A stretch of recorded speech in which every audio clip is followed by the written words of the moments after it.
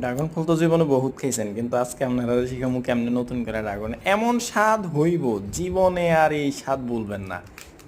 আপনারা কোন ড্রাগন নাকি টেস্টলেস, দাঁড়ান একটু আপনাদেরকে আজকে এমন টেস্ট দিয়ে দেবো। আজকে এটার নাম দিতে পারি কি, মিল্ক ড্রাগন শেক।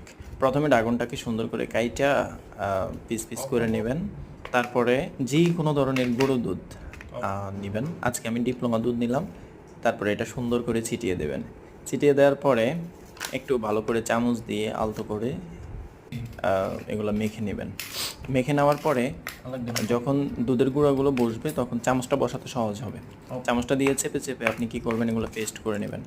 এভাবে নাড়াতে নাড়াতে চাড়াতে চাড়াতে এভাবে আপনারা করবেন। আমার দুধের পরিমাণটা একটু কম মনে হলো, এই জন্য আরেকটু দিয়ে দিলাম।